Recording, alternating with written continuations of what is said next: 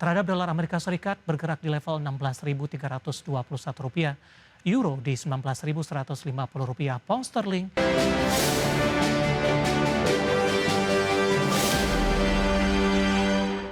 Kita beralih ke informasi indikator perdagangan lainnya pemirsa, di mana pergerakan nilai tukar rupiah di perdagangan awal pekan cenderung menguat dan kembali diperdagangkan di level 16.300-an pemirsa.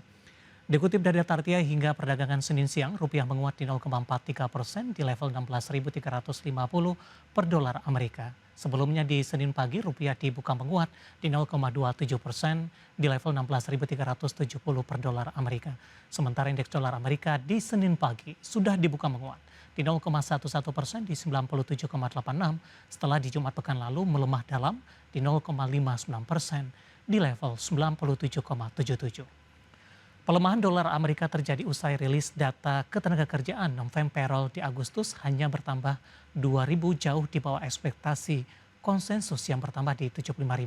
Pelemahan pasar tenaga kerja mendorong spekulasi lebih agresif terkait kebijakan moneter The Fed, di mana pasar menilai 12% peluang The Fed akan memangkas suku bunga 50 basis point di September. Langsung saja kita akan update seperti apa pergerakan nilai tukar rupiah terhadap sejumlah mata uang utama berikut ini sampai dengan sore hari ini waktu Indonesia Barat.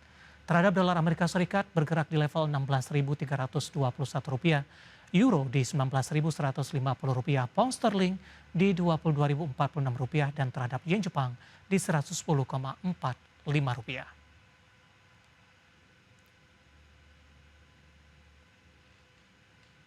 Beralih ke informasi komoditas, harga emas masih melanjutkan penguatan dengan mencetak rekor intraday dan penutupan tertinggi. Harga batubara menguat di akhir pekan lalu namun masih mencatatkan pelemahan hampir 2% dalam sepekan. Sementara harga minyak menguat di tengah OPEC Plus memperlambat laju produksi di tengah peningkatan yang terjadi.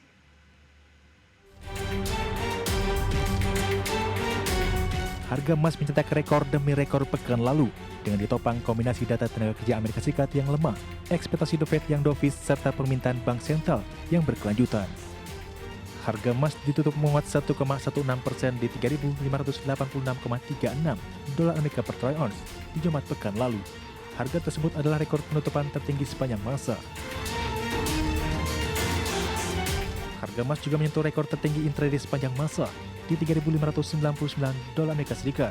Sementara di Senin pagi, harga emas melanjutkan penguatan 0,14% di 3.591,25 dolar Amerika per troy ounce.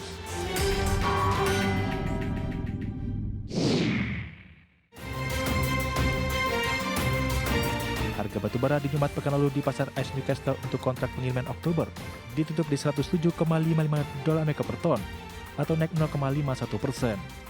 Harga batubara bangkit usai turun 3 hari beruntun dan dalam sepekan lalu dan lonjakan hampir 2%.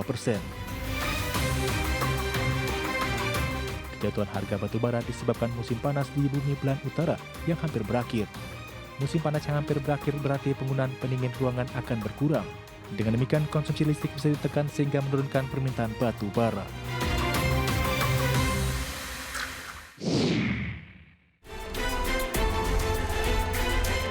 Harga minyak dunia menguat di Senin pagi waktu Asia setelah OPEC Plus sepakat menambah produksi mulai Oktober. Namun dengan laju lebih lambat di tengah proyeksi permintaan global yang melemah. Melansir Reuters, harga minyak mentah jenis Brent naik 0,4% di 65,73 dolar Amerika per barel. Sementara harga minyak WTI Amerika Serikat menguat 0,3% di level 62,08 dolar Amerika per barel. Sebelumnya kedua harga minyak acuan Brent dan WTI terkoreksi lebih dari 2% di Jumat pekan lalu dan dalam sepekan merosot lebih dari 3% akibat data tenaga kerja Amerika Serikat yang lemah sehingga memperburuk prospek permintaan energi.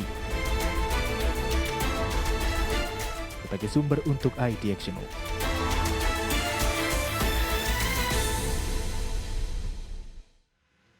Dan seperti apa update terkini pergerakan harga sejumlah komoditas yang berhasil dihimpun oleh tim redaksi kami dapat Anda saksikan grafis di layar televisi Anda pemirsa, di mana minyak WTI menguat di 1,78% di level 62,97 dolar Amerika per barel. Nikel menguat di 0,67% di 15.372 dolar Amerika per batik ton. Emas melemah di 0,24% di level 2.364 dolar Amerika per troy ounce. Sementara CPO menguat di 0,67% di level Rp4.460 Malaysia per tonnya. Dan pemirsa topik pilihan dan juga informasi emiten pilihan akan kami hadirkan sesaat lagi. Kami akan segera kembali.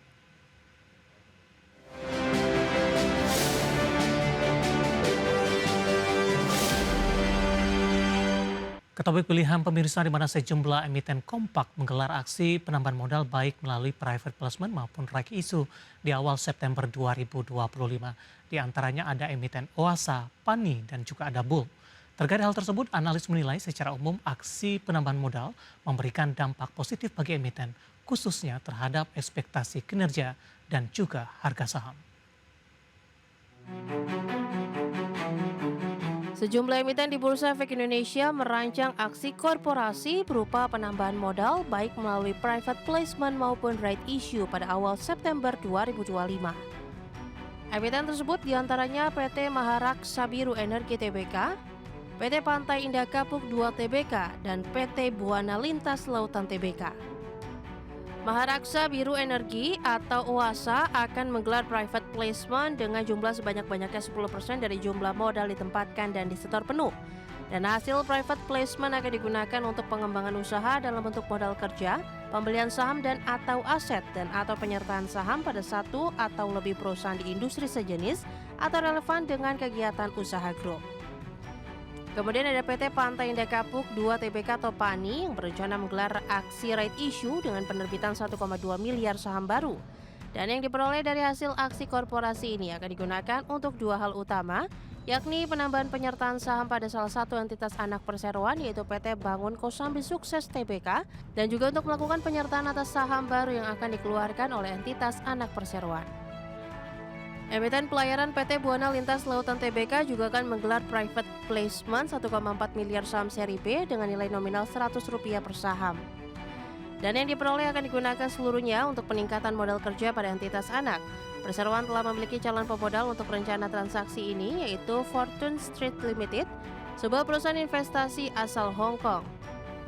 Terkait ramainya aksi penambahan modal oleh emiten, investment analis Infovesta Utama Eki Topan menyatakan secara umum penambahan modal melalui private placement maupun right issue memberikan dampak positif bagi emiten khususnya terhadap ekspektasi kinerja dan harga saham. Lebih lanjut, jika dibandingkan dengan pinjaman bank, penggalangan dana melalui pasar modal memiliki keunggulan dan kelemahan tersendiri. Dari sisi keunggulan, resiko bunga tentu lebih rendah karena tidak ada kewajiban membayar bunga tetap sebagaimana pinjaman. Selain itu, aksi korporasi seperti ini juga membuka akses terhadap investor strategis dan dapat menjadi sarana diversifikasi sumber pendanaan, namun di sisi lain biaya modal ekuitas juga perlu diperhatikan. Efek dilusi terhadap saham existing serta dampaknya terhadap laba per saham bisa menjadi perhatian utama, terutama bagi investor lama.